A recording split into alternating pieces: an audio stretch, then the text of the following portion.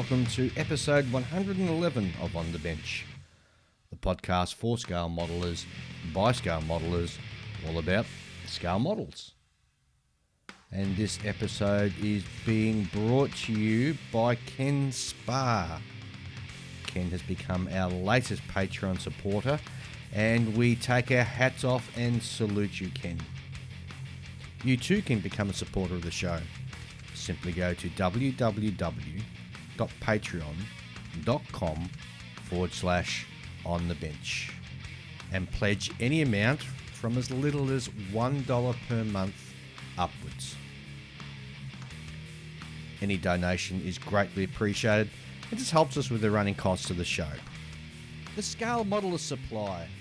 Certified Australian made, Scale Model supplies a detailed range of premium acrylic paints that have been specifically developed to cater to the scale modeler. Designed to be used straight from the bottle, SMS paints have taken all the guesswork out of airbrushing. Simply shake the durable glass bottle and pour in spray for a fast drying and extremely durable result. The ever-growing range of SMS paints will suit all types of model builders, be it military, train, car, science fiction or Gunpla. SMS premium acrylic lacquer paints will have a colour to suit you. The Scale Modeler is also your one-stop shop for all your weathering, brushes, masking, tools and accessory needs. SMS paint tools and accessories are available either directly from their website, www.scalemodeler.com.au, or through stockists across Australia, New Zealand, Singapore and the US. And as a special bonus exclusive to our On The Bench listeners, you will get 10% off by using the promo code OTB when ordering direct from www.scalemodeler.com.au. So go now. Go to scalemodeler.com.au. We know you won't be disappointed. And in this episode, we're going to be having a talk about hobby stores. What type of hobby store would we like to see going into the future? Do hobby stores still work? The old-fashioned bricks and mortar. But in the meantime, in the studio, I have Ian. G'day, Dave. G'day, listeners. And, of course, Julian. Good morning. You can't be grumpy after that big breakfast you just ate. No, I'm not grumpy. He's just full. Not grumpy. He's just full. Yeah, I'm in a good mood. So should we jump into like what we bought? Yeah, well, why not? Yeah, so we the three of us went up to the House of War. Last weekend. Yes, and bought some expensive things. Mm. Yeah, it's a bit of impulse How much did you buying. spend, Dave? I'm trying to remember what I bought. I Did you buy one of those walking things? No. Oh, yeah, you did. Oh, no. I got another TIE fighter. So I got a TIE fighter. And I got some paint. Oh, and I bought that big... Walking thing. oh, heck, I spent... Imperial Knight or whatever it is. Geez, I reckon I pushed about $300 through my wallet. Put me to shame. Yeah. I was quite conservative. How much did you spend? I spent about $120, I think. Yeah, I think I'm about the same. I bought two figures.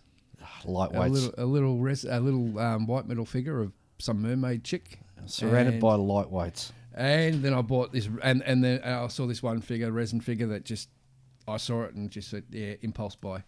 It's from Journeyman Miniatures, and it's called Road Girl. Oh. And she looks like a Mad Max-esque biker chick. And the sculpt is just amazing. It is one of the nicest sculpts I've seen in a long time. The fun bit's going to be painting her face, because when you look at her face, she's judging you. Isn't that what all women do with you, Ian? And yes, they do. Yes, true. I'm very well judged. He's very... So yeah, so the just painting avoids being judged, doesn't he? Poorly, usually. Yeah, so when it comes to painting, it's going to be it's going to be a bit of an experience. Oh. Yeah, so that's a bust. Yeah, it's a 3/4, I'd say 3/4, because she's cut off at her thighs. Yeah. 45-degree angle at her thighs. So, but no, I saw it and I've gone, oh. It's the first time you'll be doing this, like a very large scale sort of figure type thing. Years and years ago, probably 20 years ago, I did a very large, probably well over a foot tall Pamela Anderson from Barbed Wire. Oh, that's so 90s, isn't That was so 90s, mate. That was so 90s, and it was such a 90s build, and yeah, I can do so much better now. Well, I bought an impulse buy as well. I bought a 75mm figure from Scale 75, the Dark Elf. He doesn't look very dark. It just struck me as a very roguish looking, like a very atypical. He looks like Loki. It looks like does he? You reckon? Yeah, to me, he looks like how Loki would look. To me, he looks like just a very typical assassin in from like sort of Dungeons and Dragons universe. Very skinny. Yeah, very skinny. You know, he's got like the hood, which is the mark of all thieves and assassins within like fantasy universe. Yes. You know. Yeah. The fact that it's white metal scares the hell out of me. I didn't know it was not white really. metal when I bought it because it was an impulse buy. I was just like, yeah, I'll get this thing, and I didn't. It was either that one or Julian was checking out the dude who was riding the Chinese dragon. Oh, that thing. That was pretty amazing sculpt too. That was really cool. I can't remember who. But that was like really like real atypical Chinese dragon head, and there's this guy doing this real Chinese fighting pose on the top of its head with a cape flowing. It just looked amazing. Yeah, it looks like the head of a Chinese dragon. You know those like cloud serpents. Yeah, with the feelers. But on I think it was like a kind of Japanese version of it because I think it has like a eye in the middle of its forehead. Oh, right, I didn't know third that. eye. Yeah. And a lot of the difficulty in it. I mean, apart from the fact that the guy is riding the head, and so like most like 2/3 or more of the model is the head, which I don't care about. Like, I cared about like the cool pose of the dude. Oh, I reckon the whole setup just looks good. Like the I don't know, that waist high like from the shoulders to the waist sort of like cloaky thing that you see in like Japanese period type stuff, very billowy looking, and it's all flared out behind him, and it looks really cool. Problem is, I didn't have any confidence in the ability to paint a pattern on it. I can't do that. Yeah, I've seen some of that stuff on YouTube, and it just blows my mind when they these people who do the pattern cloaks or the painted horse blankets where they've got like a religious imagery on it. And that's just next level. Oh. That's just next level. Yeah, it's just amazing. Absolutely amazing how some of these I don't have any kind of confidence to design a nice pattern. Well, I do have one figure. I do have one figure in my collection eventually, which I'll get into, which is the. I'm trying to think. It might be Andrea Miniatures or one of the bigger brands, and it's Bodicea, the cultic princess, warrior queen, Bodicea. Oh, she took on the Romans after they they murdered her father and did nasty stuff to her kids. Yep. And she's got tartan pattern. Oh yeah. So that's going to be a fun paint when I get around to doing that. Tartan. Yeah. That's scary. Lots of lines. Yeah, very scary. And then then Thursday everything I've got a habit on Thursdays I buy noodles after work. Yep. Thursday's noodle night. The problem for me is directly behind the noodle shop is the local hobby shop. I don't see it as a problem. So whenever I order my noodles, it usually takes about 15 minutes before my order's ready. So I walk around the corner, go to the hobby shop, and I walked around the corner on Thursday and walked out of the hobby shop with the new Lightning from Tamaya. Lightning 2 or the original Lightning? P38. P38. Yes, and it's a stunning kit. I mean, I'm being raving about the Spitfire. Yep. How great that is. This looks as good, if not better. Now, you originally built one, didn't you, Julian, the P38? Yeah, unfortunately, it was the crappy Academy one, which at the time was the best you could do. Yeah. That's why Edward boxed it. Mm. Yeah. And the whole time I was building that, if you recall, I was saying, we need a new P38. It's a very mainstream subject. Why hasn't it been covered in a satisfactory level? Mm. Yes. And then Tamiya did it because they recognised. Mr. Tamiya must have heard you. They said, that guy's right. Mr. Tamiya must listen to the podcast. Well, Julian, can I make a suggestion? Can you let Mr. Tamiya know to do a HE Jake in 48 scale? A what? A Jake, Japanese float plane, twin float, single engine. Okay. Very common. Like one of the most common Japanese aircraft from the Second World War. And no one makes it in 148 scale. And it annoys the thingo out of me. Well, I wouldn't suggest that to him. You know why? Why? Because I think like a P-38 appeals to an international crowd, whereas Japanese planes, while they do have their own, fans. I think a lot of the time when they're designing Japanese aircraft models, it's mostly the Japanese audience that are going to be interested in them, right? Yes. And that's what Japanese companies do. They often make for themselves. Oh, of course. For their own. Yeah, for the local market. Yeah, the local market. There's a lot of video games that are just made for the Japanese market, and they don't really care about any extra sales they might get from overseas. Yep. They're like, oh, we're doing this as a service to our own people. Yep. But their home market's so large they can do that. Yeah, I know. Yeah. Isn't that ridiculous? Yep. Well, that looks like to be quite a good kit, that Tamiya. Yeah. P-38F/G Lightning. Yes. I'll be building the G variant. The one that shot down... Yeah, the one that shot down Admiral Yamamoto. Yep. You're not going to do that scheme? Yes. Or you are doing that scheme? Yes. Boo. Virginia Miss. Boo. Why? Yeah, everyone does that scheme. Yeah, I know, but I've got the Edward boxing, which I'll be building as well, which is the Academy kit, but with all the really good Edward brass and stuff and resin, and photo etch, and that one's going to be built with shark's teeth and a skull. I'll tell you right now. Skull, top hat, and monocle. I'll tell you right now. If you've built this, the Tamiya kit, before you've built that Academy kit, you'll get like most of the stuff clipped off the sprue and start like seeing how things go together. And the further you get into it, you'll just convince yourself that this is not worth. So you reckon build the Edward one first? No, I'm saying you should build this one. And throw the Edward one out. I'm absolutely serious. You should throw the other one out. Oh, but it's got so much nice resin. Or at least sell it. Yeah, but I want to do the scheme that's in the box, Julian.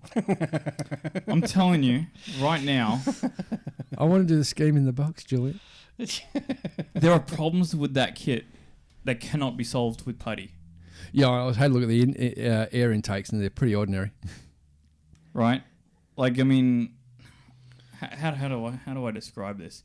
Like, let's say that you took, like, say there's like some classic airframes kit of a certain plane, and all the dimensions are wrong, and then you took out half of the parts from that and put a Tamiya kit alongside it, and did a mishmash in the two, and you know that one's got dimensions that are accurate, and the other one has dimensions that are not, and you're trying to merge these two kits together. Won't work. And not only are like the wing curvatures all wrong, and you're trying to line them up, and they're just not gonna. It's not going to work. You would have better. You would look at this thing and you're like, I would have more luck sculpting this thing out of a block of wood. Right. Challenge accepted. Challenge accepted. You say challenge accepted, but it doesn't hold any weight until you actually start building it. And I would suggest not doing that now. The thing that strikes me about the P-38 is that it shouldn't have worked. Because, and I say this because you look at all the twin-engine fighters that came before it and used in the European theatre of war, they were all failures. And yet, for some reason, the P-38 managed to sort of... Well, it was still used in the European theatre of war. And... Yeah, but I think you find with most other twin-engine fighters before the P-38 were usually twin-seat, very large fuselages. P-38's got a, small fuselage. The twin tail booms. There's going to be a lot more. I look at the shape of P-38 compared to like a Messerschmitt 110. Yeah. P-38 that's the main one you're talking about, right? P-38 looks like it's so much more that and the maneuverable. Whirlwind. That was another Westland Whirlwind. Westland Whirlwind. Is it abject failure? Yeah, I think that was more the engines, wasn't it? Or it's still a failure. What's another twin-engine fighter that didn't the French have one? the Germans had a few. Germans had it, but the main one's the ME 110, obviously. I mean, later on they found their places, night fighters and things like that, where you needed the extra crew members and Yeah, stuff. they did, but that as a daytime interceptor / fighter, they all failed, and yet the P-38 seemed to sort of go against the grain. And I mean, I know they had huge issues with I think it was tail flutter at certain speeds. Dive. At a dive, Yeah, that's right. Yeah, on the control column, there's actually a thing that says, "Do not dive at these angles, otherwise you will never pull out." No, really. but interesting aircraft. Because I mean, like the typical sort of maneuver for any pilot is, if someone's on, when you do something, you dive away to get away, to gain speed and get away, but that would just kill you. Yes. So what you do in a P-38 is you don't climb away, you don't dive away, you just open up the throttle and you just outrun them. Yeah. Because you can. That's right, yes. So whereabouts is this fitting into your build schedule? God knows. Look, I'm going to be honest with everyone. I haven't touched my Marauder in over a month. I think the Marauder is going to end up being like the USS England build. It's going to probably take a few years. That's all right. On and off. So it's fine. Nothing wrong with I've that. made the decision this weekend. I'm putting what I've worked on back in the box, and I'm going to take a fresh, smaller kit because I've just got to push myself back in because at the moment my mojo is at 0. Oh, really? And I've just got to get back into it.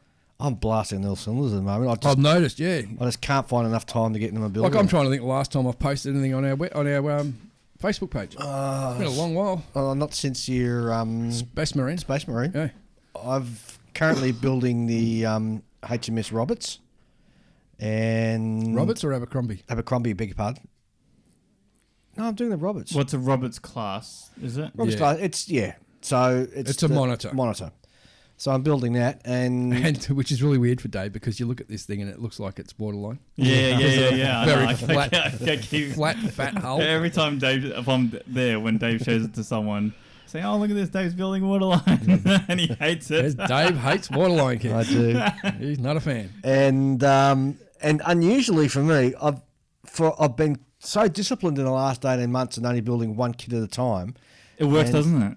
It really helps you get through things. Yeah, but this time I've broken out and I'm building 2 at a time at the moment. Yeah, so I'm also doing a trumpeter. This is where the wheels fall off. and you just... I'm doing a trumpeter Chinese satellite, which I thought I'd have a crack at.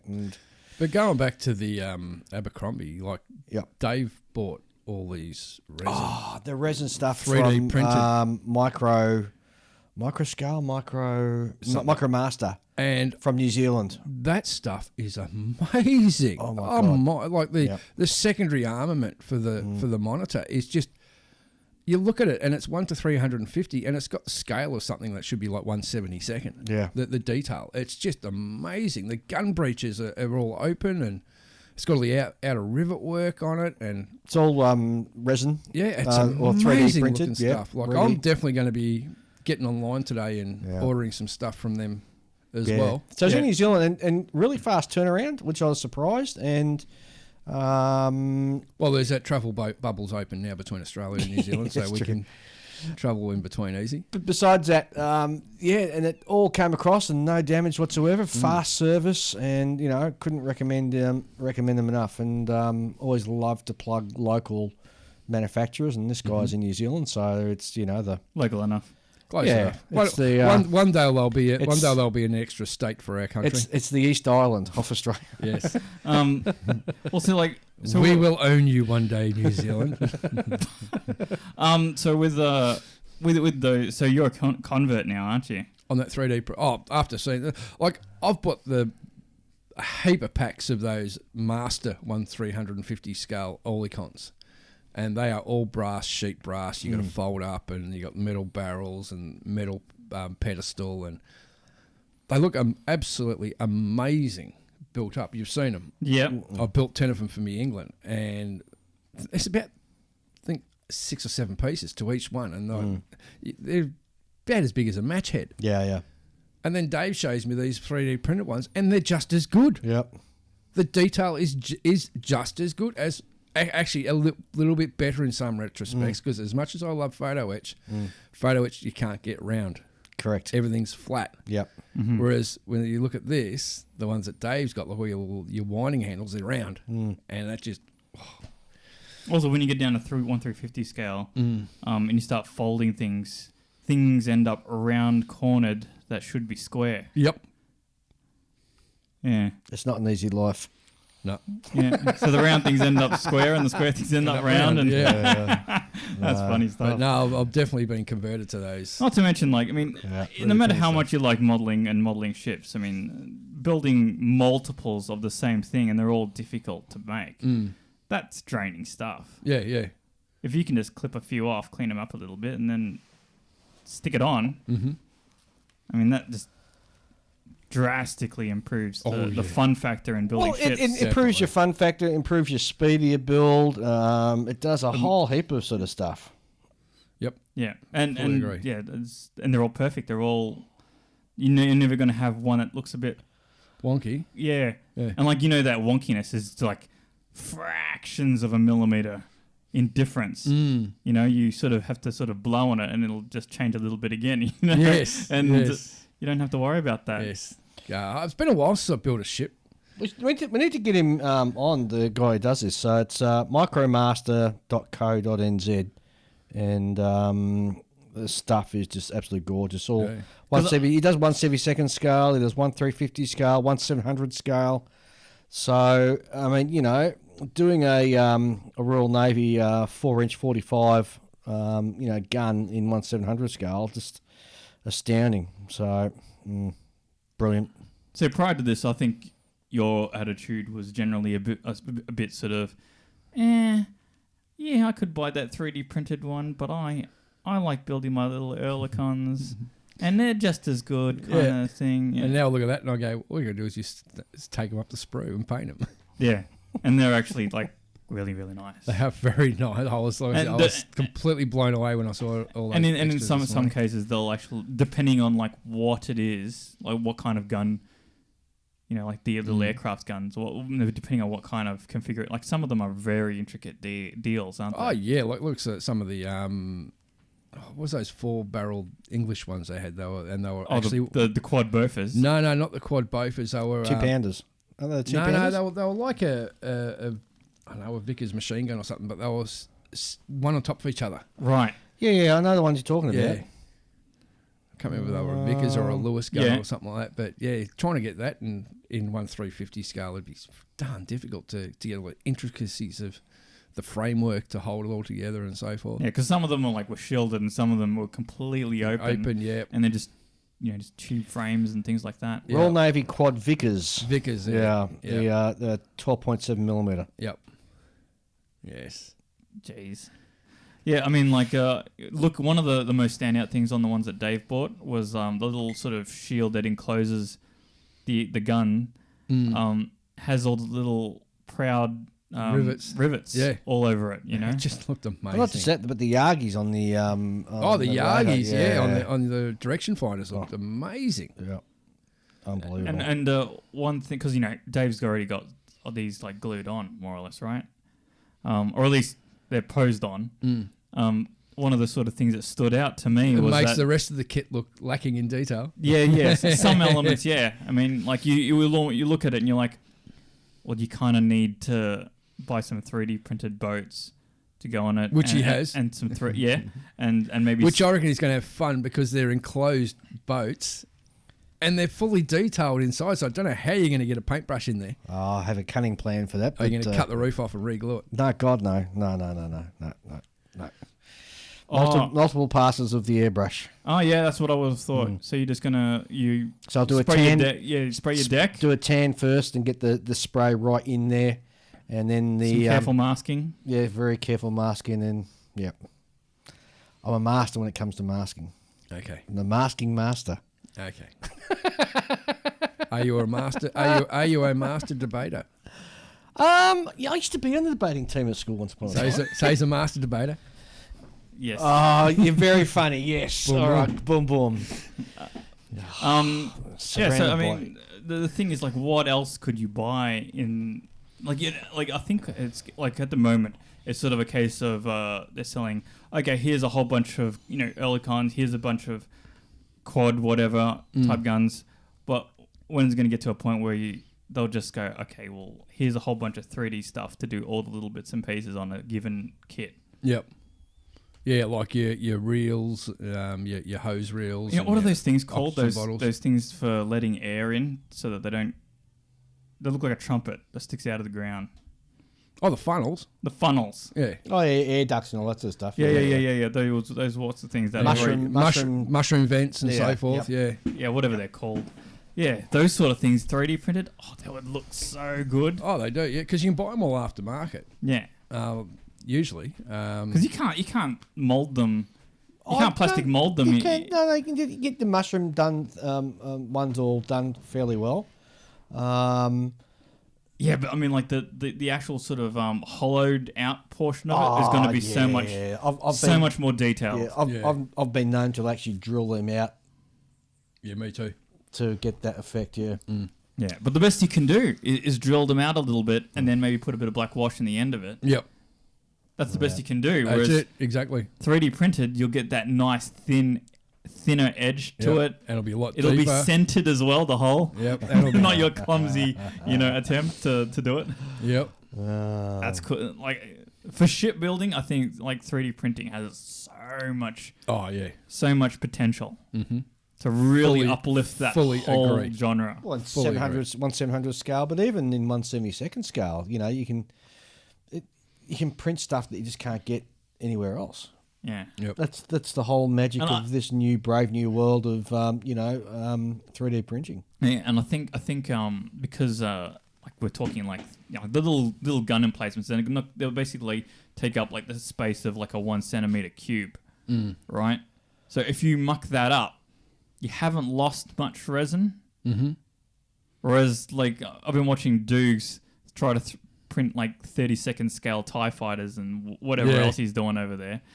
And it's like, he'll just print this gigantic thing and then go, oh yeah, it failed. On to the next one. It's like he's burning up like $80 worth of UV resin. So did you guys catch the disaster that befell our good friend Dave Hourigan this week? Oh, yeah. Yes, he finished the, what was it, Seldits? Seldits, yes. SMS Seldits. Done a stunning job and it looked amazing. Went away for an hour or so and apparently the cat knocked it off. I don't know how the cat must have not just what cats are like. If it's on a bench, they'll just knock it off. Yeah, but it didn't look like it didn't look like it just knocked it over and it broke a bit. No, it looked like because he had those what are they, fennels or whatever, the smokestacks. No, the brass pedestal things that people mount their ships on. It had those, and those were broken off of it. It's like someone deliberately like knocked it off the table, then put it on the table and knocked it off a few more times in an attempt to properly run it into the ground and make it unfixable. Well, you know what? And then he fixed it. Oh, I'm on the cat side.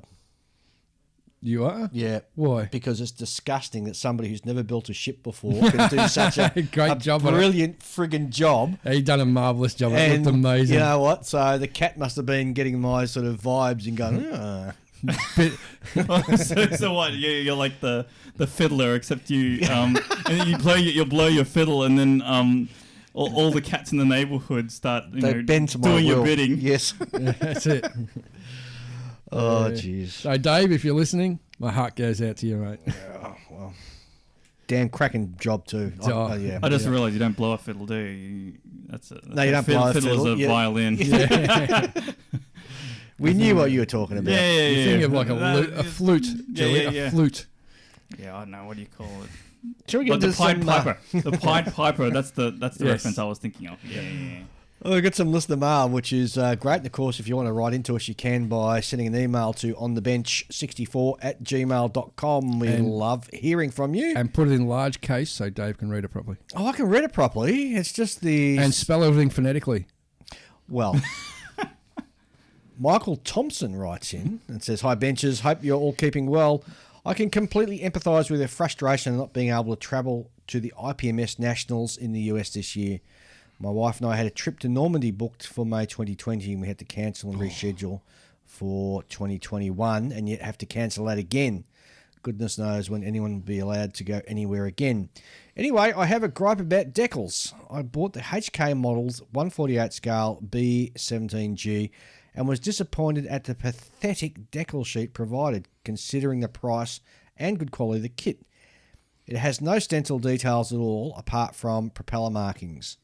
Why is it that fighters come with the tiniest stencil decals, Edward, Tamiya and even Airfix, but bombers have almost nothing included? I had a similar problem with my Tamiya 148 scale Lancaster. Aftermarket decals for bombers are not that easy to find, especially if you can't find Kits World decals, who saved the day with my B17. Am I the only one who gets frustrated with this? Cheers, Michael. No, he's not. I sympathise with him. I know what it's like. Yes, especially when you're building Japanese aircraft and you know that there are stencils on them. But Yep. no one knows what they are, so no one that's can right. prep them. Yeah. But I know what you mean. There's nothing worse. Like all you get is your basic, national markings and a bit of nose armor and some numbers, and that's it. Where's the rest of the stencil? Where's your fuel stencils? Where's your emergency exit stencils? No step. Like the Japanese planes have the often like a no step area. Yep. Oh, you ever build an F-15? Or you build an F4 Phantoms? You know it's like putting all those no step bloody markings. There's like 100 decals to put on your plane. Yeah. Apparently, like the worst ones are the Japanese ones. The Japanese F4s, because everything's in English and Japanese. Yeah, one of the twice. Best ones I saw was a guy I know purchased one of those big Russian Antonovs, the Revell kit, big Antonov transport plane. It was an A3 decal sheet. Oh my God. Now, A3 is 2 A4 pages. Yeah. That's how big and most of it was stencils. Oh my God. In 70-second scale. Like you look at it, and there must have been about 300 stencils on this sheet, if not more. Well, you'd rather stencils than decals, though, wouldn't you? Yeah. But I've looked at it, and I've looked at him, and I've looked at the kit, and I've looked at the decals, looked back at him, and I've gone, good luck, mate. Yeah. But yeah, no, I know what you mean. There's nothing worse than when you don't have the right quantity of decals. Absolutely. Callum Gibson writes in, and Callum is asking us to let the world know about the New South Wales Scale Model Show, which is going to be happening on the 15th and 16th of May 2021 at the Illawarra Sports Stadium, Berkeley, which is a suburb of Wollongong. Very cool. The details are at the ipmamodels.net /New South Wales scale model show.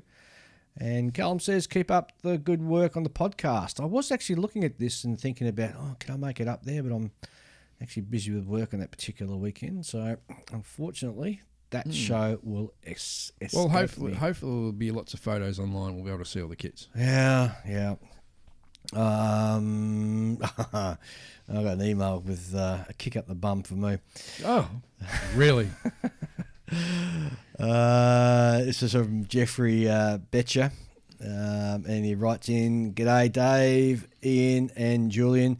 Just sort of drop you a line as I haven't done so for a while. I enjoy all your podcasts from each of your groups and try to keep up with them as they come out. But I can't help but comment on Dave's continued loathing about the Canadair CL 415 water bomber kit that he purchased. I have multiple copies of the Hellerboxing, 3 CL 215s and 1 CL 415. The difference, I think, is the engine. Don't ask me why. I'm having a hard time explaining myself. I've seen the CL 215 a number of times in flight and on display and have a real penchant for it, so I guess that's why. I built the first one back in the late 1990s and hung it from the ceiling of my bedroom for my 2 sons. And until I found out that gravity works, and it just went its way. Bought the other 3 when I found the leading edge decal sheet for the province of Ontario for the CL 215. Just want to encourage Dave to put his prejudices against the kit aside and give it a go. I'd like to suggest, to help him overcome his trepidation, that the next Moosaroo Cup Challenge be a CL 215/415 water bomber. Well, that's not actually up to us, Jeff. It's up to somebody else. And he's also attached a photo of his current project, which is a 215. And he says, "Love the podcast. Keep up with the great work. Best regards, Jeff from Regina, Saskatchewan, Canada." See, And he sent me a picture of the current one he's building, and it is gorgeous. And I'll get to it. I'm just going to get past the bit where I was duped, where I thought it was an Italeri kit, and I opened it up and it was a Hella kit. And it's a hard bridge for me to get over, but once I get over that, I'll get into it. The gap in expectations is what got you. Yes, absolutely. See, I would say that Dave doesn't really need to get rid of his prejudice. I think it's what was his name? Jeff. Yep. He needs to gain some prejudice, which is an odd thing. Like normally you don't want to gain prejudice, but I think in this case it's warranted. All right, we got another one. Yet another complaint. You again, or No. Is it me this time? No. Oh, it's me. Hey. No, it's yeah. to all of us. Oh, okay. What have we done? It's from David Knights, Hello, David. that corn cob from Cob. Kentucky. Ah, who good old writes David. in, Yes. "Now that spring is here in the Northern Hemisphere, I have to cut my yard every weekend. Oh. Unfortunately, since On the Bench is bi-weekly, that means I have to settle for a lesser podcast such as Plastic Model Mojo on the off weekends. Ooh. Can you return to your pandemic every week format? Signed, a loyal listener." Whiskey sipping hayseeds from Kentucky, let me tell you. Well, look, we go through periods where we'll do like every week releases, but it's not something We'll end up running out of things to talk about. Well, I don't think we actually can. I mean, we might run out of like actual topics to cover if we're doing it that frequently. But I mean, do you really want us to just garble And there is a lot all of the time? There's a lot of quality modelling podcast content out there now. Yeah. Not back in the give day them a when chance. not back in the day when we were the first sort of star in the universe. There's now a whole galaxy of us out there now. Yeah, and we've multiplied. Next email comes from Will Patterson. Good mates. Ah, Willie. Howdy, mates. Willie. Sorry, Will. Oh no. Whoops. He writes in, "Howdy, mates. Hope all is well down under. All is well down under. I heard Julian's comment about using detergent in acrylics when brushing, and it's not as crazy as it sounds. All detergents contain some kind of surfactant, also known as a wetting agent. It's typically sodium lauryl sulfate, and I expect the active ingredient in acrylic, flow improver, is also the same. Also about Hella. It's a decidedly average kit, but their rendering of the Ferguson TE20 is the one of the only legit tractor models available to us farm boys. A truly iconic piece of agricultural history, so until somebody else starts producing them, let's don't have Hella dry up and blow away just yet." Oh, and I could comment on the Model Factory Hero since I got mentioned, but that would make this email 10 pages. That's from Will. Yes. But it Will wasn't. We had him- has a definite passion for tractors. Well, he's a farm boy. Yes, that's right. There's this. I know there's There's one. some nice track. Oh, one day I'd like to build a tractor kit. There's this really. Hashigawa does tractors, but they're also modern. like modern. No, I want to do the. Is it? Oh, what brand is it? They got those German tractors. Was it Mini Art? Mini Art to him, yeah. Yeah, those German tractors. Isn't that really cool? No, I mean like Will's interest in tractors is like your interest in certain Ford cars. Like he's like gets giddy about like a specific sub variant of a John Deere tractor.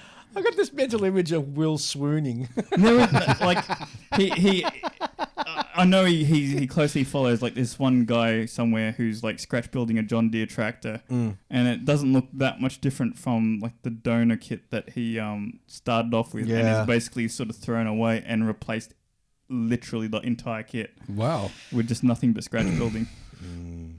That's pretty keen. It's like it's like an unusual amount of dedication to something that you wouldn't really guess would warrant it. Well, we've all got our passions. Well, we do indeed. I know a guy who does nothing but build mining equipment. Oh, really? Yeah. Mining equipment. Yeah. Like you mean like those the big shovels and the big excavators and the big tippers. Oh, what about those things that they use in the open cut mines? Yeah, stuff like that. With the big wheel digger type thing. Yeah. Well, those things are cool. Oh yeah, Cool. great. But where would you put it? I think you get one. Depends on how Didn't big it is. Ravel do one of them in 1/44th scale? Yeah, or I think something? they did. Yeah. And it's snapped up every time it comes out. Yeah. Yeah. Andy Rausch writes in, and just to let us know, the new World War II series from Steven Spielberg and Tom Hanks has finally started production. Oh, is that the 8th Air Force This one? is the 8th Air Force one, which is called Masters of the Air, based upon the book, which I do have, actually. Mm-hmm. And this will be the third installment of the Spielberg-Hanks-led trilogy, with the other two being, obviously, Band of Brothers and The Pacific, which were both fantastic series. What about the other third one? What third one? They haven't done a third one yet. Yes, they have. What one? Greyhound. No, that wasn't a series. It was just a movie. Oh, that was a movie, right? I see, Yeah. but it was still. Oh, I thought it was in the same genre. Nah, well, it was a Hanks movie, so yeah, I still haven't seen that. Haven't you? Well, the issue is I've got to figure out how to get Apple TV on my TV, and because there's another show in there called For All Mankind, which is a rewriting of history where America loses the space race and the Russians get to the moon I've first. seen some shorts and it looks pretty full on. Oh, it looks really hot. Like military battles on the moon, yeah, it looks really hot. Set in the 70s or something. Oh, it goes right through. I think season 2 is up into the Reagan era. What do they use for guns? Well, Armalite's. Yeah. Really? In space? Yeah, bullet can still travel in space. Yeah. It'll travel a lot further in space than it will. Well, it won't stop. It'll just keep going. Just keep going. If anything, it'll probably build up velocity, wouldn't it? No, But there's nothing. no, it'll travel at the same speed that it left the barrel, Yeah. and it won't stop because unless it Until hits, it hits a meteorite. or gets trapped by the mass of something else. See, Speaking of space, we haven't spoken about the. I was expecting death rays and railguns. No, this is set in the 70s and the 80s, and I said that apparently season 2 is just as Reagan comes in as the president. So, but speaking of space, we haven't mentioned the fact that there's been a helicopter on Mars. It blows my mind. The first flight of a heavier than air vehicle. It blows my mind that there's some dude down here on planet Earth with using a radio-controlled helicopter on another freaking planet. I don't think it's technically radio controlling it. Well, it'd be close enough. They send commands to it and tell it to do this, and it goes off and executes but it. apparently its fourth flight failed. Oh, did it? Yeah, wouldn't start or something. And it's got a little fragment of the right flyer embedded in it somewhere. Yeah, that's right. Yeah, it's got a part of the right flyer inside it. I think that's a lovely touchstone. Yeah. Back to the first. So you know Michael Doohan's floating around in space, don't you? Michael Doohan. Yeah, Doohan. Scotty from Star Trek. Oh, he sent his ashes up into space. Yeah. Yeah. He's slowly orbiting the planet until he burns up. Can't be Again. beamed. Yeah, where was it? This is completely off topic, but I saw somewhere where you can have your ashes put into the fireworks and let off and explode. Oh, so you can share your love. Well, what a great way of going. This great big sort of, Go out with a bang. Yeah. I think that's quite a great idea. Nah. Well, Mummification. No. mummification. That way you'll last for a long time. Who's going to mummify you? I don't know. Do it yourself. Just do it yourself. Those Like you monks. sense that the time is nigh, and then you bury yourself. Well, there's these monks, right? And this is legit. There was these monks, and they deliberately mummified themselves by eating certain foods and not then doing other things and changed their body, and they end up getting mummified. I think one of them's actually inside a gold statue now. Oh, I heard about that one. Yeah. Yeah. They scanned thought it the was a statue, and then did X-rays to it when it went through the airport or something, and And there's a dude inside. they found the skeleton inside it. Yeah. Apparently it was quite common. Like it's in the same sort of cross-legged pose inside the statue as the statue. That's macabre. Well, this whole conversation. Let's get off it. Let's get back on. D writes in and How is our good friend? Oh, D? do you get it though? He made a 1-to-1 scale model of himself and put himself inside it. Ooh. See how linked it back around to modelling? It all aligned, so I didn't have to do And much. it was all scratch built too. D wrote in. She was having trouble getting some Nazi flag decals Nazi with flag or swastikas on them. swastikas. Yeah, she had looks on several sites, and I really couldn't think of anywhere where you could find any. I've got a couple of sheets at home with just nothing but different size swastikas. Well, there you go, Dee. Send us an email and I'll... but then Dee did write back and say that she found a local supplier, which is RUE35models.com. And he had a great range of... Well, unless it's got the white sort of edging to it, you could just mask and paint it yourself, couldn't you? Yeah. Yeah. Regardless of how small Mind it you, is. decals quicker. Yeah, of course. Yeah. Yeah. Oh. Dave, if you still want some swastikas, send us an email and let us know the size and I'll check my stash. Yeah, and that's no doubt quite a lot of stuff. Yes, too much.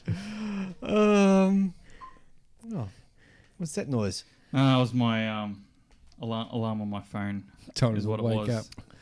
Yeah, that's what.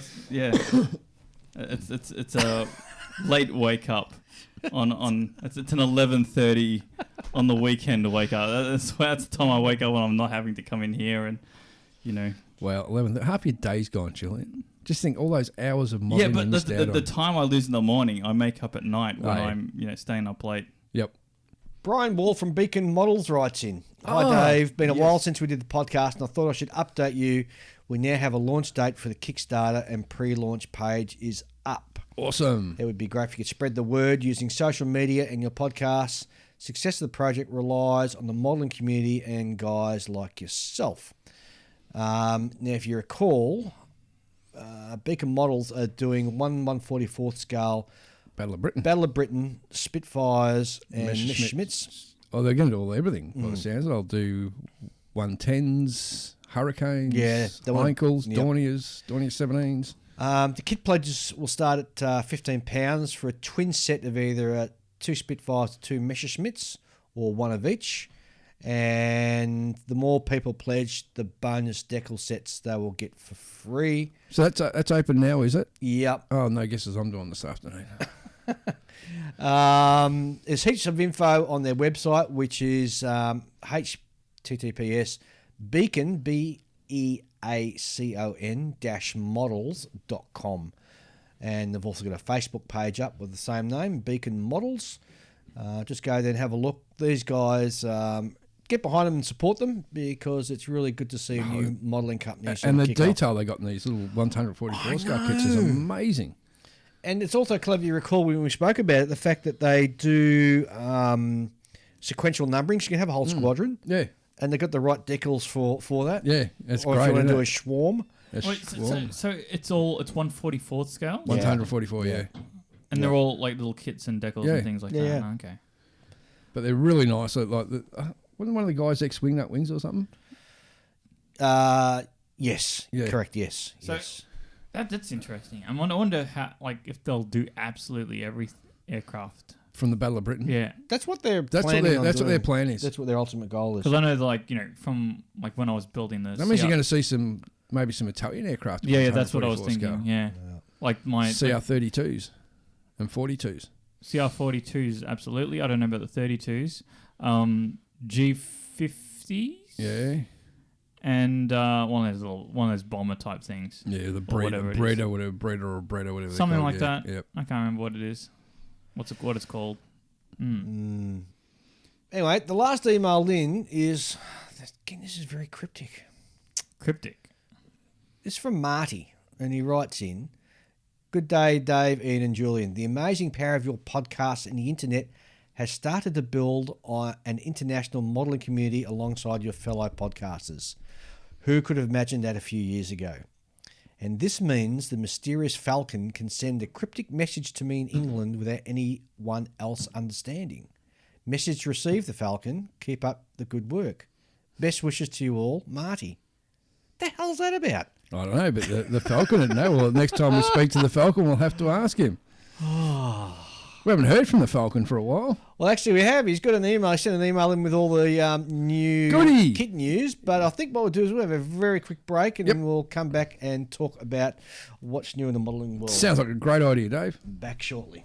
Fine Scale Modeller is the world's most recognised and essential magazine for modellers and is available in all good newsagents and newsstands or wherever you purchase your magazines. Alternatively, go to their website www.finescale.com and subscribe to either a print edition or their digital edition. Go now. Go to www.finescale.com. And we're back. Before we have a look at what's new in the modelling world, don't forget to listen to the other scale modelling podcasts that are out there. We've got the Scale Model podcast with Stuart and Jeff. We're up to episode number 70. Oh, they're going hard. They are Plastic Model Mojo with Mike and Kentucky Dave, episode 36. The Plastic Posse podcast with Scott, TJ, Doug and John. They're on episode 19. Just Making Conversations, episode number 12 with Malcolm and Jamie. And, of course, the Model Geeks podcast with Darren, Scott, Frildo and Whitey, episode number 9. Ooh. Don't forget to pop over, have a listen to those fantastic shows. All good shows, yes. And while you're there, don't forget to leave a star rating on all of them, including our show, of course, on whatever podcast app you listen to us on. It just helps with the data and gets the shows up to the top of the list. Absolutely. So the Falcon is written in. Oh. Hi, Ian, Julian, and happy birthday to Dave. It was my birthday yesterday. It was, yes. 57. Getting close to that retirement age, mate. Another 11 years to go. Anyway. And as a present to you, here is some news about model kits. Aircraft. KP Models are releasing a 1/72nd scale kit of the Vickers FB-19 Mark II bullets. It's gone quiet because none of us know what it looks like. That's right. AZ models are shown sprues and test shot build for the 1/72nd scale Bell X2 Starbuster. That'd be an interesting one. Jet Mads. I've never heard of Jet Mads. Jet Mads or Jet Mods? He's got Mads here. JETMADS. Okay. Have had to delay the release of their 32nd scale Saab Viggen as most of the staff have been struck down by COVID. Let's hope they all make a full and speedy recovery. Zukimura has been strongly rumoured to be working on a 32nd scale ME-109 family. Well, now the rumour has been confirmed. No news on which type will be the first cab off the rank, but I doubt anyone will be shocked if it turns out to be a Gustav, a G6. Yeah. Absolutely. Because, the world needs another G6. Well, knowing, what Zukimura puts into it, you can have all the internals and all the structure inside. It's going to be a heck of a kit. Yep. Rodin's 32nd scale SPAD 13 has been released. There are 4 decal options, 2 Italian, 1 French and 1 British. We should have a verdict on the quality of the kit once people get their hands on it in the next couple of weeks. Yeah, I'll be keen on one of those. Crossed. That was the one thing I always wanted Wingnut Wings to bring out was a SPAD 13, but they never did. That's the one where the front is like got a grill and it's round and it looks like it's going to be a radial engine, but it's not. Yeah, it's an awesome aircraft. What scale was it? 32nd. I wonder if they'll get all the details right in the grills, because I've had a look up, at some nice photos, and there's quite a lot of There's a lot of detail in there, isn't there? Yeah. Like you know that's never been covered before, that detail. No, that'd be something you'd want to do with photo etch. Oh, Yeah, almost. Yeah. He continues on. The Falcon continues on. Didn't mention this next one because the announcement was made in April 1st, but has since been confirmed that Kinetic Models are working on a 48 scale Fiat G991R Gina, which is planned for release in 2021. The announcement came with CAD renders. One modeler noted a problem with the wing root. Kinetic actually took note and we're going to alter the file. Unfortunately, people found more problems in the CAD. No. And the upshot is the release of the G91 has been postponed. We'll not have to wait until 2022, but at least we'll get a more accurate kit. Well, that's good that It works Kinetic are out. sort of, listening to it. Correct.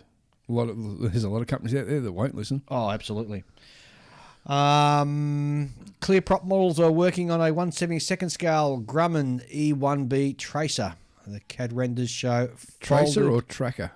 It says Tracer here. Oh, probably means tracker. Yeah, I think he means tracker. Well, we know he's having issues with his internet, so maybe his typing is being affected by it as well.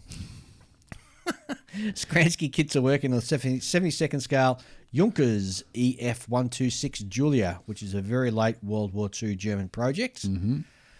AMG, Adrenal Model Group, showing the box art and sprues of a 1/72nd scale Hawker Demon fighter. Ooh. Unused parts on the sprue indicate we will see more of the Hawker Hart family from AMG. Ooh, interesting. There's some nice. They look nice, those aircraft. Oh, absolutely. Copper State Models have let us into their release plans for 2022, and there are 3 1/32nd scale aircraft. The first one is a Bristol Scout, a Sopwith Baby, and a Cauldron G3. The Cauldron G3 seems to be widely popular subject choice with World War I fanatics, but you have to wonder how popular it will be with the more casual World War I modelers. How many people even know what a Cauldron G3 looks like? When they find out, I doubt they'll be impressed. I have to have a look up and see what it's that not the is. It looks like a box kite. Oh, does it Yeah. really? Not the prettiest. Hey, here's a little thing I saw this morning. A photo of an Edward boxing of a P51 Mustang in 1/72nd scale. Oh, really? So it looks like the Mustangs will be coming out in 72nd scale soon Oh, yeah. from Edward. He moves on to military vehicles. So continuing with Copper State Models release schedule, there are plans for 9 armoured kits. That'll be a World War I armoured cars, probably. Yeah, they're all Cool. armoured car kits, actually. So in Nice. 35th scale, Those things sell like hotcakes. Oh, they do. They look so good. in 35th scale, got the Italian armoured car 1ZM in World War II service, a Garford Pulov armoured truck, an Enhard armoured car, a Krupp Schurman armoured mobile guns model, 1899 with 57mm, an Italian armoured car, a 1Z, which is a twin-turreted one, a Renault 1914 armoured car, a King's US Marine Corps armoured car, and a Fiat Terrini Tripoli. See, the thing is, like, A Fiat Terrini. That sounds like something like a little Italian sports car, doesn't it? see, I reckon unless you're like a really nutso World War One fanatic, you probably won't know what any of these vehicles are. Exactly. Yeah, Yeah, exactly. But them being made into models brings them to the fore, doesn't it? That does, yes. I mean, a lot of the case, like in that era, armored cars were just sort of modifications on what they had lying around. Well, it was all new stuff for them. CSM are starting a new series of 1/72nd scale vehicles. The first in the lineup will be an Italian armoured car, the 1ZM. Bronco Models will release the modern version of the US Navy amphibious cargo vehicle, the Lark, in 1/35th scale. Woohoo! We can make that into an Aussie one. Yes. That'd be awesome. The kit will come with combat rubber rating craft standard F470 as cargo. Yep. Zvezda have announced a 1/35th scale M4A3 76 Sherman. The kit is still being designed, and Sevezda are looking for feedback on the CAD renders that they have shown on their Facebook page. It's interesting that the companies are sort of, seeking input from the modelers. I reckon it's a They're great probably idea. getting sick of getting hammered online all the time. Yeah. Well, why not? Also, why hire someone to do all the fact checking, all the fact checking for you? Well, you've Yeah, got yeah. the whole internet to. Yeah, exactly. You can outsource it to the hive mind. Yes. Italeri will release a new boxing of their fairly recent 135th scale T34/85. A T34/85 Korean War model. The initial kit came with interior, but this will be released. This release will be simpler and also hopefully cheaper version without interior parts, and there's going to be 4 decal options. ICM models are showing CAD renders for the new variant of their 135th scale Leyland Retriever. The new kit will be the general service body version. And of course, AFV Club doing the Australian M113. And it'll come with a sprue of Australian-specific small arms. The weapons included are the SLR, the self-lighting rifle, the SLR, I should say, self-lighting rifle, the L1 submachine gun, the F1 submachine gun, the Sterling SMG, and the Sterling SMG with a silencer. Tacom have added to their 1/16 scale lineup with Panzer I OS FB demolition charge carrier. And sadly, there's no naval or civilian vehicle news around at this time. That's all from the Falcon, but I can beat the Falcon to some kind of like naval sort of news. Tacom have announced a new beginning in which they're going to be doing the Caspian Sea Monster. Ah, the Ukrainoplane, yes. The Ukrainoplane, yes. Have you seen they're bringing out a diesel locomotive in a really obscure scale? Seriously? 150. Oh. Don't know what this take-on size is going to be, whether it's going to be 72nd scale. Oh, my God, that'd be huge. Or if it's going to be 1/44th scale. So we'll just have to wait and see. So standing Well, there's by. a lot of different Ukrainoplanes out there anyway, so depending which one they're doing. If it's a Caspian Sea Monster, it's the big bugger. Yeah. I think it'd have to be in 1/44th. Yeah, even that's going to be massive. Yeah. Anyway, that's all I've got. You guys got anything? No, not really. No, I already said what I said. All right. Well, let's have a quick chat about... Well, not a quick chat. We'll have a... what? So sorry. I think Armour Hobby might be coming out with a 48 scale PZ11. So there's currently the only one that's out there is, I think, in 48 scale is the Mirage Hobby one. Yeah. But I think Armour Hobby might be bringing one out because That's Armour Hobby, the same mob that I did that make that fairy flycatcher that I got. No. Yeah, that's Armour. No. Yeah. Armour with the R on it. Armour, ARMA. Oh, different. Yep. Okay. Yep. Armour. Yep. Yeah, you're right. I should. Yeah. I should Armour. because they can't tell the difference, especially with the accent and things. The company that typically makes like the very good quality 72nd scale Wildcat and Hurricane Yes. kits. Apparently, I think that might be because I saw some images for the Edward aftermarket for that kit in that scale, 48 scale. Nice. So that's interesting because I hope they do a good job of it. Yeah. Fingers crossed. All right, let's have a chat about the good old-fashioned Bricks and Mortar hobby store. So what do we actually want to see in our Bricks and Mortar hobby stores now? Up to date stock. Well, let's take a step back. I mean... No, I think he nailed it because no one wants to walk into a hobby shop and see really old kits. Well, I disagree there, but before I do, let's take a step back and do go in the Wayback Machine to the good oldie times. And once upon a time, you used to be able to get models anywhere. You could get them from a newsagents, you can get them from a newsstand, a drugstore. Toy shops used to stock models, as well as your traditional hobby stores. But then as things move forward, all those areas... You could even get them in cornflakes packets, for goodness sakes. Yes, that's right. I mean, I remember getting like the stuff from the Apollo stuff in cornflakes packets.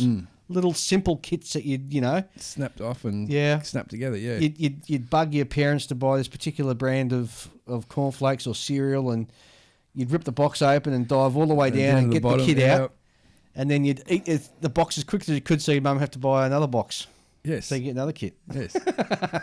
Yes, I remember those days. As the hobby sort of moved on, Matured.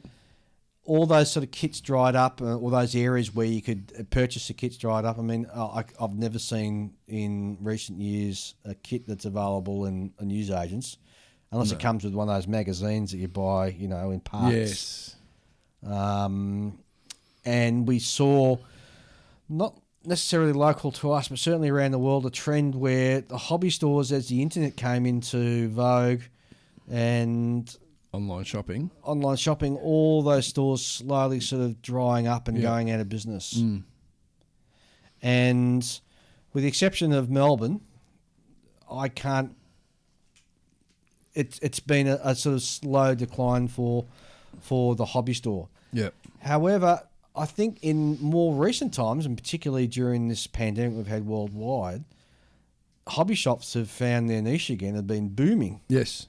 They've been, you know, their sales in some shops have been reaching sort of, you know, Christmas sort of levels week on, month in, month out, Yeah. because people are sort of stuck at Well, home and they've been... On Thursday when I picked up my P38, I was chatting to the boys there, and there was one kit. Unfortunately, I can't remember which kit we were talking about, but they got about 8 boxes in. And they lasted a day. People just went in there and bang, snapped them up. Yep. And yeah, you go into like the local our local hobby shop, the Hobby Man, great bunch of guys there. Yeah, they're actually doing quite well because they're actually getting a decent turnaround of kits, and all the new stuff's coming out, and they've got great paint range. They're even starting to do aftermarket. Okay, Service I've with a shut smile. up long enough. Go for it. Right, I'm going to let rip. So the fact that they're doing well is not their... They shouldn't take credit for it. That's COVID's fault. Right. Right? Yep. The interest has come about because of COVID. Yeah, because people are stuck at home, Yep. and they want something things to do. Yep. Right? They want a home hobby rather than an outdoor hobby or go somewhere hobby. Right? Nothing that the hobby shops have done has been the key thing that their business is going up. Yep. Right? All the hobby, but all circumstantial. the hobby shops that were doing well prior to COVID were the ones that had online stores. Mm-hmm. If you don't have an online shop front, you're kind of like signing your own death warrant as a hobby shop. Ages, yeah. But it's been interesting to see how some sort of hobby shops have moved with the times. So I mean, I'm thinking of a couple of different hobby shops locally where they've embraced the radio control stuff now as well. So you go in and half the shop's devoted to radio control. They even sell Lego. Yes, Legos and I can think of another hobby shop where 50% of the sales or of the stuff on the shelves are all Lego stuff. Yeah, you know why? It's Because people who build Lego nowadays, not like the people who used to build Lego, where the people who used to build Lego were smart and they realized, you know what, you can build things out of Lego that you can't, doesn't come in the box, as well as you can take it apart and then put it back together again.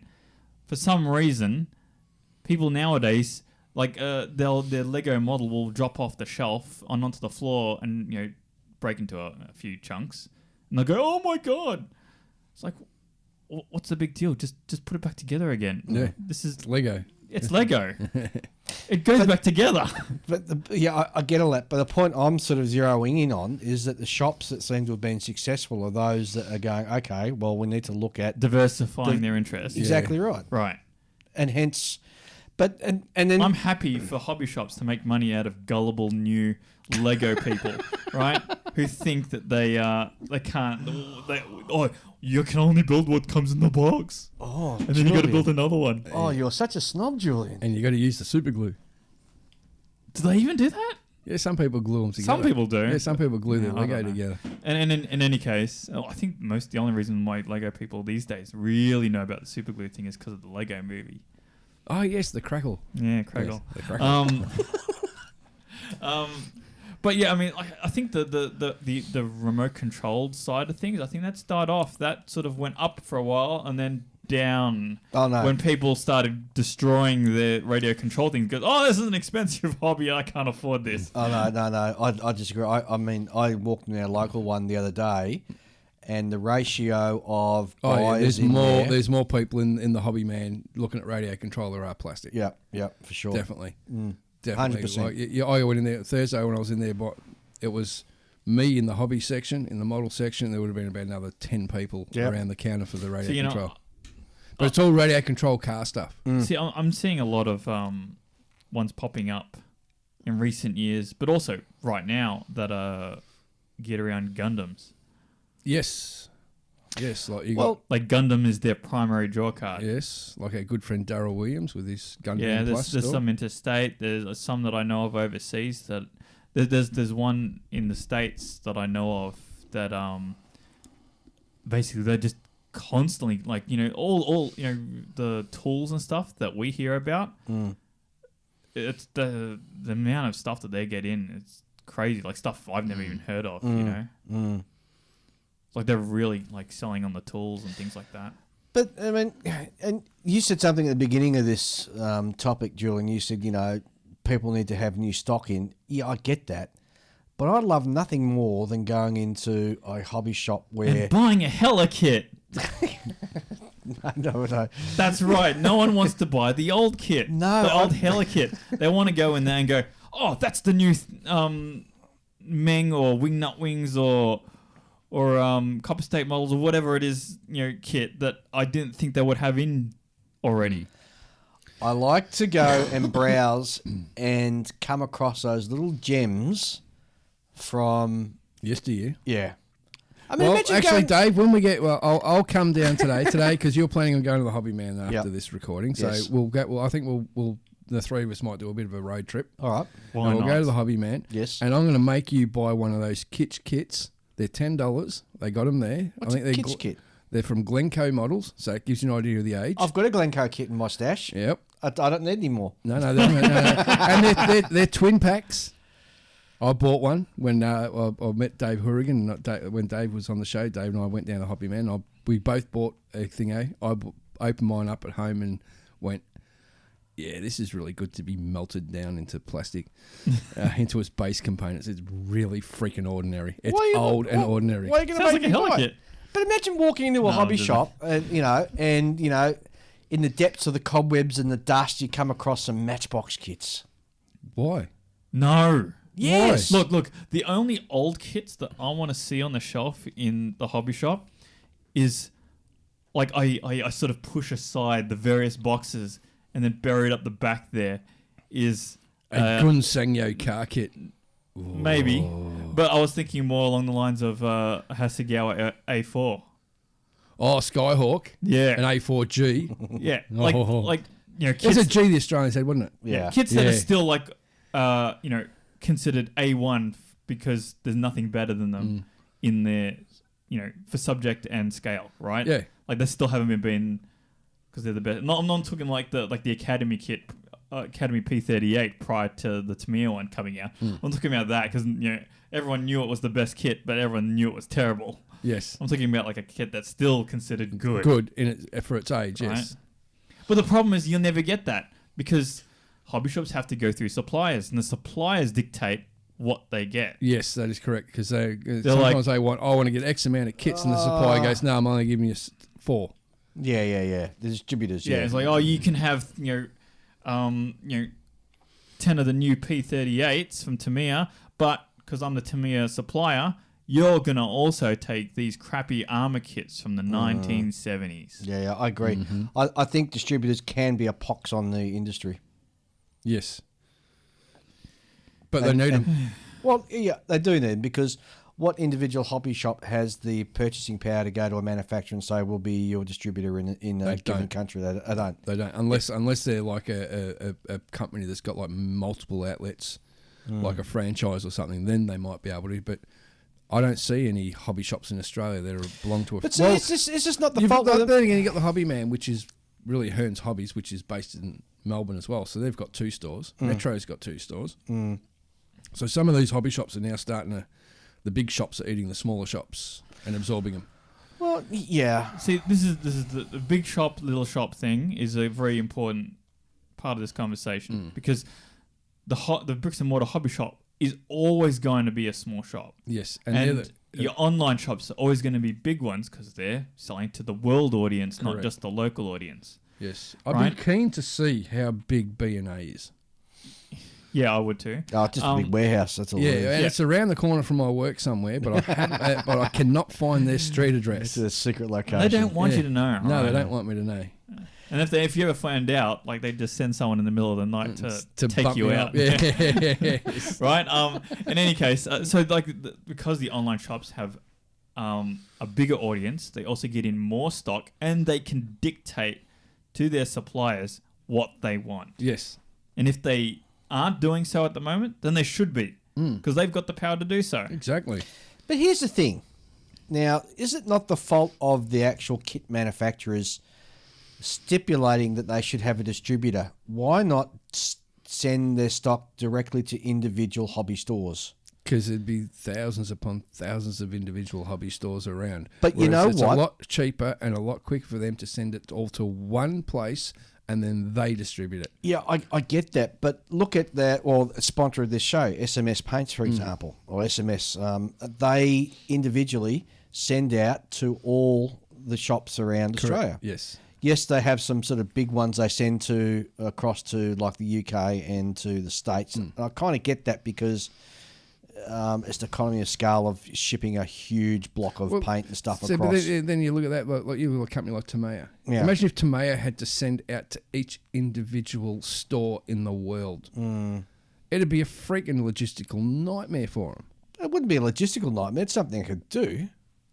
It'd be a lot cheaper and a lot quicker and a lot smarter for them to send it to one place and to Yeah, I distribute. get that, but then that's where the issue comes in, where the local distributor says to the hobby store, "Oh, you're only getting 3 of the Lockheed P38 148 scale Lightnings." Yeah, because they've only got a certain amount and they've got to split them up amongst all the stores in Australia. Yeah, but you have to remember that Tamiya is not just selling to, hobby shops. No. They're selling to toy shops. They're selling to, those games shops. Yep. The ones that sell like board games and and die-cast cars. Those Yes. sort of ones that we have locally. They sell to all kinds of places, and they're basically gone. Okay, our stuff, even though it's models, we're going to classify it as toys, and we're going to have it shipped by toy distributors. Yes. To toy shops, right? So they're sneaking their stuff in with all this other mainstream stuff, Yeah. and that's how they get broad visibility. And coverage, yeah. Yeah. All right, so let's pull it back to the original topic. What do we want to see in the local hobby store in the old-fashioned bricks and mortar? What do we want to see? And I'm Look, talking the whole gamut. The problem is the tastes of the modeler are too specific. Like, to be honest, I would like to see...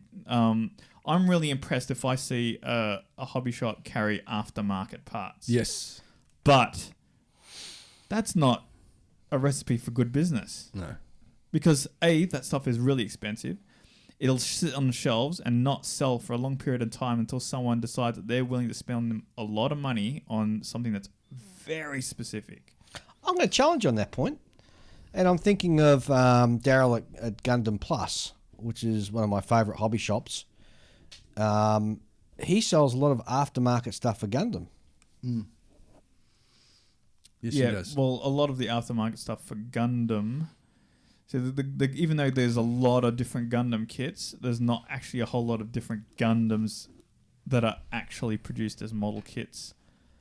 If that makes sense. Yeah, it does make sense. But he'll sell like little light kits that are specifically built for Gundam by the companies that produce the Gundam kits and stuff like that. And like for example, like Tamiya will have like aftermarket photo etch stuff for some of their kits, and you can't buy them anywhere No. because they know that most people aren't interested in them. The people who want them, right, are few. And they can always get it in from overseas or something like that, Yeah. right? They can get it from Online. HobbyLink Japan, Yeah. maybe. So and the other thing with the bricks and mortar is you're always paying a little bit more for your kits than you will be online. And because they've got to cover their rent, they've got to cover their wages. I don't mind that their for electricity bill, and that doesn't bother me at all either. And it doesn't bother me for this very point, is that there's those times I've been at my bench and either I've run out of a particular paint or I've run out of glue or I need some little part or something like that, and I can just jump in the car and 15 minutes later I've got it in my hot little hands. Mate, it's less time for me. Because you just live around the corner. Yeah, it's 5 minutes. 5 minutes and I'm there. Whereas if you're going to order something online, and I've got a funny story to tell you. Oh, about yeah, online, that's a great story. This I love this. you can wait anywhere from, depending where you're ordering from, it can take a week up to 3 or 4 months. Yeah, well, And how long did it take us before we got our HMAS Australias? That was a few months, wasn't it? Well, it's a few months. I'm still waiting on my stuff from Hannants that I bought back in December. Yeah, I've heard English shipping at the moment. It's really bad. So either the stuff's lost somewhere, or it's still on its way. Yeah, and I don't know when my Bernie's going to come in, because that's coming from Russia. And see, this is the other stuff about buying online. So I bought some stuff from B&A the other day, and it said it'll be. I think I purchased it on the Friday and expected to be here on the Monday, and it said I'll be here on the Thursday. And I thought that's a bit odd, but anyway. And what happens is, here in Australia, you get a little notification, your postal package will arrive today. Thank you very much, Australia Post. And as I'm sitting at home thinking, good, I'll be here any minute now. Waiting for the doorbell to ring. Next minute, I get a text saying, your post has been delivered. I thought, that's odd. I haven't heard them at the front door. Oh, never mind. I'll go and check. Open the front door and it's not there. And of course, my first thing thinks, some bastard's gone and stole it off my front door. Mm-hmm. And then I go back and I read the text again and it says, your part has arrived in Western Australia. Which is thousands of kilometres away. It's the other side of the country. Yeah. Well, it was my fault because... We're in WA? Baldivis. Okay. See, the thing is, I had sent my son some stuff direct from B&A previously. And you set it to the wrong address. And when I logged on to do the next order, I didn't change the shipping address. I sent to Western Australia. You muppet. So I rang me set up and said, hey, can you go and pick this up and send it back to me? And he goes, yeah, sure. Once he goes through it. Well, I got the message from him. He said, I had to open it just to make sure that it was all okay. So what was in there? I've got some masking sets for my USS Gambier Bay and a few other tools. And you mean like the camouflage mask set? Yeah, I think so, yeah. So yeah, I think I got that too. That comes with a kit, doesn't it? No, this is a stencil set. Yes, and it comes with a wooden deck? I've already got the wooden deck. Yeah, because I bought one with a wooden deck and it came with a stencil set, yeah. So that can be future projects coming up soon. Well, once you putty up those divots. The Chinese satellite, yeah. No, didn't the Gambier Bay, wasn't that the one? No, I bought another one. Right. I went and bought a second kit because I was so distraught at the fact that the glue I used, which was Revell Contactor, had just melted the Well, I found out plastic. something interesting. Last episode I mentioned I bought the Nakajima Sew-In Mert. Yeah, the Mert, yes. The kit that I said I'd never buy. Yeah. I was speaking to one of our listeners and one of our club members last Friday, and he warned me. He says, because the cockpit sidewalls are separate parts that glue into the side of the fuselage. Yep. He said, do not put any glue on them. Oh. Especially at the rear part. And I said, why is that? He goes, because you'll eat through the sidewalls of the airframe. I go, what do you mean? He goes, hold it up to the light. And I'm not kidding you. You hold this thing up and you put your finger on the other side of the plastic and run it across, and you can actually see your finger moving. Oh, jeez. It is that thin. Wow. The plastic. Because they've divided, instead of doing the inside of cockpit detail on the fuselage pieces, they've done like a separate 2 inside pieces for the cockpit tub and then 2 outside pieces for the actual airframe. Yeah. But in order to get it to, it looks like one piece. It's so thin. The outer fuselage is so like paper thin. Yeah, it really is. Yeah. It's actually paper thin. Like it's like a membrane. It looks like. Yeah. So no glue on that. So back to the subject. It's like herding cats. So back to the subject. I had another interesting story. Do you know? Also talking about Hasegawa kits. I'll get this out of the way. Get it out of the way. Get it out of the way. We'll get back, Dave. Relax. It's actually, I'm going to talk about the Hasegawa Dave. Oh. Japanese biplane float plane. Yep. In 48 scale. Yep. Comes with some nice figures. And I was talking to this same fellow who's a bit of an aficionado. Robert is a bit of an aficionado when it comes to Japanese aviation. And we're talking about the pilots. And he goes, do you know why they put pilots in there? Because no one knows what's in. Because no one, even in Japan, no one knows what the interior of a Dave looked like. Oh, okay. So the idea is to hide the interior. Hide the interior with a couple of pilots, yeah. Oh. Mind you, Edward still put out a photo etch for the interior, which I bought, thinking that they knew what they were doing. But that's all guesswork too. So, sorry, we'll go back to hobby shops, yes. So, actually, I've got something to add. Oh, okay. Here's what I would like to see in a hobby shop. Because a lot of hobby shops are run by these old cantankerous dudes who don't know what technology is. Not anymore, I don't think. I don't think anymore. In any case, they're still not that forward thinking. Here's what I would like to see. I would like to see a tablet, that you can interact with, and it's got scale mates on it, so that you can actually check what other kits are available and what aftermarket is available for a kit without having to whip out your phone. And I would like to see the option. If they were smart, they would put the option in there to, obviously, I'm assuming that they've got in their own online store, right? So that you can actually jump on that thing and go, oh, you guys don't have this on your shelves. I'd like to put an order in for you to order it in. Games Workshop do that. You go to a Games Workshop, and if it's not on the shelf, they got a computer screen there. You can go and order it directly. Yeah, see, that's forward thinking. I didn't know that, but that's forward thinking. Yep. You can't just sort of. And in fact, Games Workshop will do it postage free. Really? Yep. Well, that is good. So if you go to a store, certainly in Australia, I can't talk about the rest of the world, and they haven't got it on the shelf, the times I've had to do it, it's been postage free. Interesting. Yeah. I had no idea about that. So yeah, the really, I mean, at the very least, hobby shops should be looking at what Games Workshop does and trying to do something similar. Like if you actually look at, I've been in a few Games Workshop stores and they don't have like their full range on the shelves. Yeah, you go and you're surprised how little stock there is. Yeah, but they've got enough stuff and they can get it in quickly. Well, considering some of the boxes there, like for one figure, you're paying 230 Australian dollars. So yeah, they don't need much stock to make money.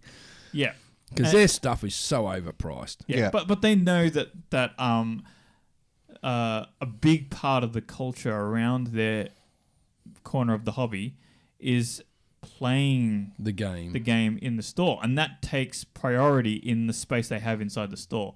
All of the product is up on the side walls of the store, and if you want to buy it, you can, but if it's not up there and they're not willing to budget more space for that, that's why they've set up the tablet, so you can order it in. Because obviously you're going to want something very specific for your very specific army, so that you can do whatever it is you want to do in the board game. Yes. Yeah, the shops aren't designed along traditional lines. They're designed to be able for people to go and sit and build and also play the games. You find a few hobby shops are doing that too. The regular hobby shops have got little. I know the one up in Baronia. Was it Models to You? Models and Hobbies for You. Yeah. They have the occasional build day where people just come around. They've got some tables set up. And there's one over in northern suburbs as well, the other side of the Yarra, where they've got an upstairs set up and you can go up and build up there on weekends and sit around a table, which is a great idea. Oh, I think it's a fantastic idea. And I think it's Wheels and Wings in Toronto as well. When I was over there and looking at their place, they were setting up a room as well, I think, where you could build upstairs as well. But I like the shops where you just go in there and just lose yourself in aisles and aisles of. Oh yeah. You ever been a hobby co in Sydney? No. Oh. We're looking like something like the size of Kmart. Seriously? And it's a hobby shop. It is massive. This joint is massive. Like it's got multiple levels. See, like that kind of thing appeals to us who've been doing that for so many years. Yes. But you're not going to get new people into the hobby with that sort of approach. No, it's too overwhelming. I disagree. For What really? Like if you actually care about running a hobby shop nowadays, here's what I reckon you should probably do. You should have a space for people to build and not have it in like some danky little room at the back, right? Yep. Put it out the front so that people can see what you're doing and get interested in it. Yeah, That's a good idea. Right? Yeah. Yep. And obviously, like a lot of hobby shops don't have, they'll have people, wandering around looking at things and generally keeping to themselves. Those people, they can keep doing that.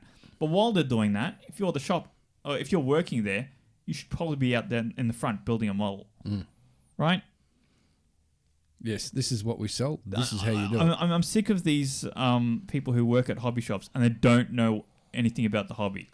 Yeah, you get Or that they're a bit. disinterested. Yeah. They're jaded. They're like, oh, you just get like the worst attitude is the, oh, you're just gonna buy some paint and leave. Yeah. It's like, well, the customer doesn't owe you anything. No, that's You're right. there to make your own business. It's up to you to drive customer interest. Yeah. Well, hey, listen, I think yes and no. There have been some, there are probably a couple of those sort of stores still around, but the overwhelming experience I've had in recent times, I mean, there's one particular hobby shop where they'll have a pizza.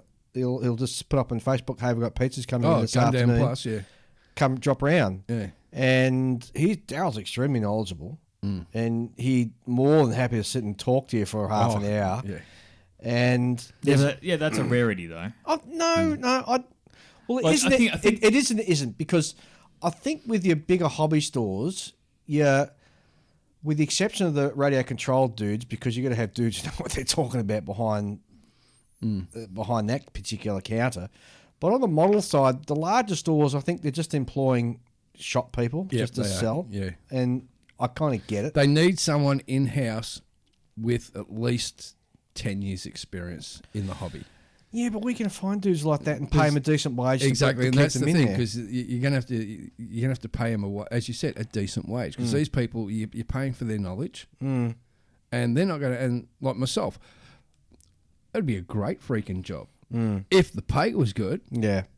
But I know the pay would be garbage, so Yeah. I wouldn't even look at it because I still got to feed myself. Yeah. I still want to buy my kits. But that's you, right? There are people who would do it for less, Yeah, right? idiots. Well, there are Not idiots.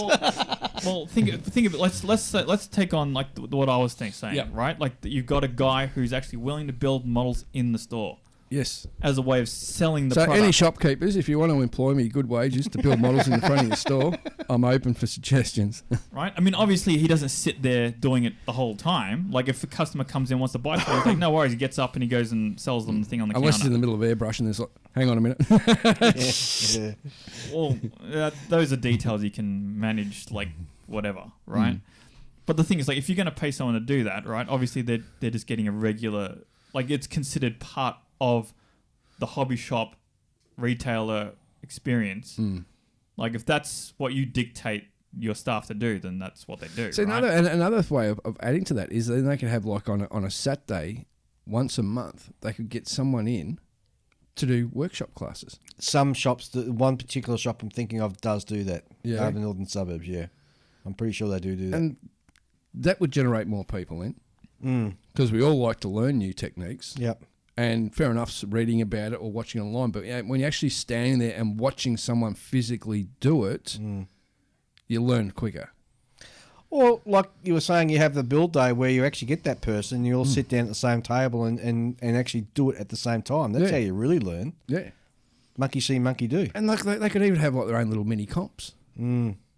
Well, again, Games Workshop do that. Those shops have weekly or monthly Yeah, competitions. the very nature of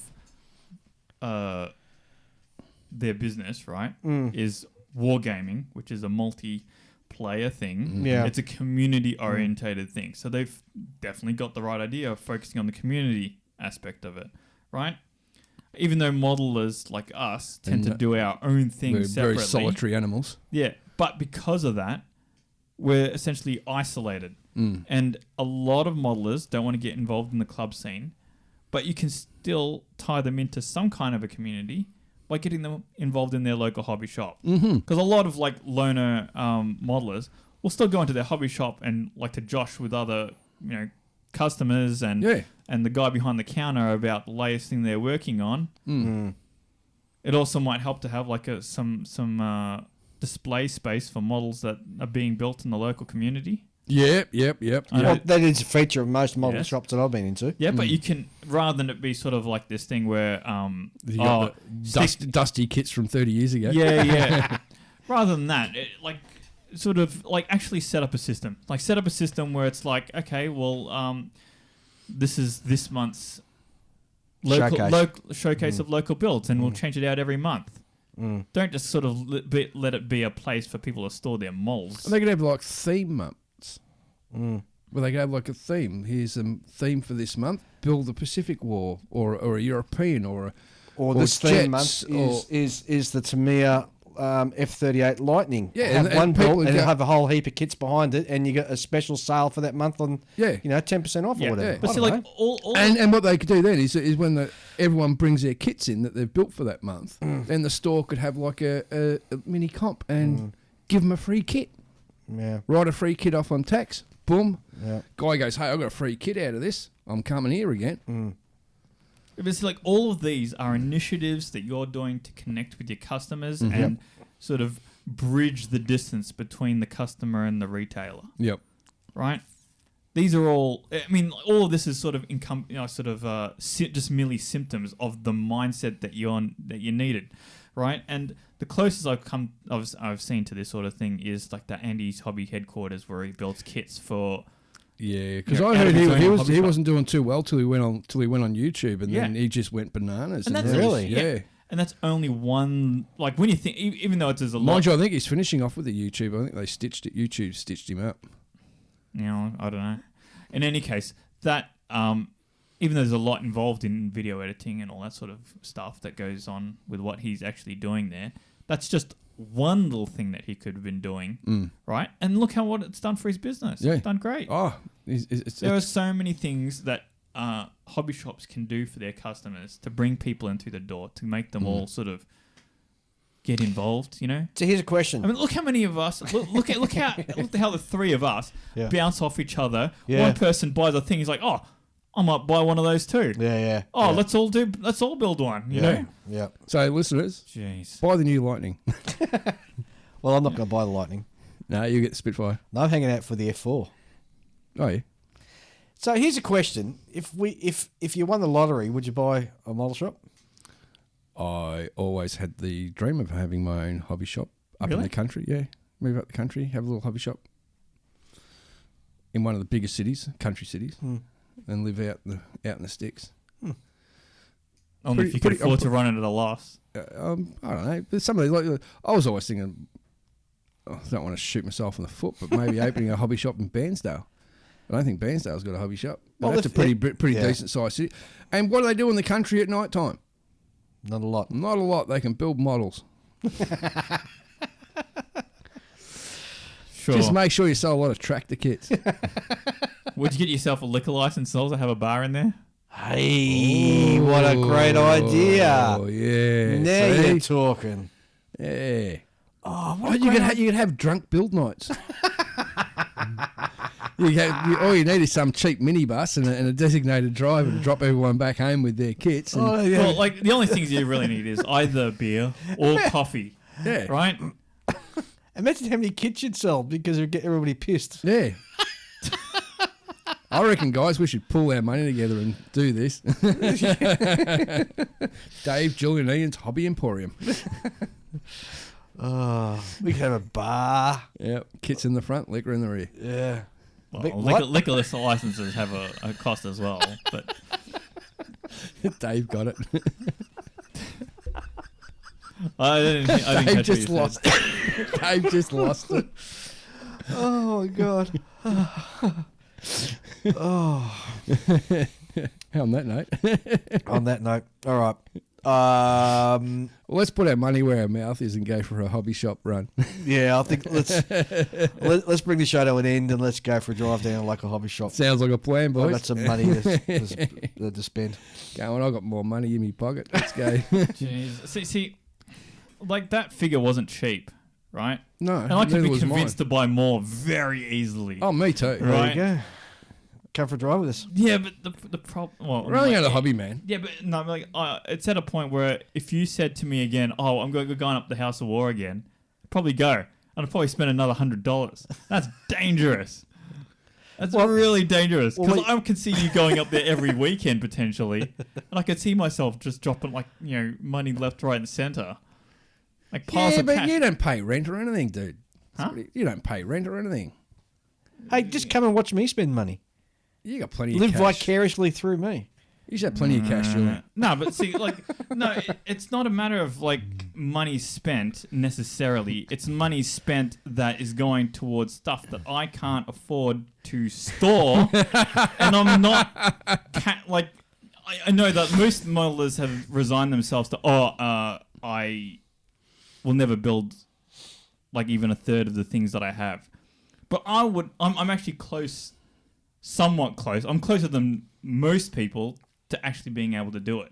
Well, I'd rather not get further away from that goal. I'd rather get closer. I'm now using floor as storage space. All my cupboards are full. That's terrible. Oh, dear. All right, Ian, time for a sign-off.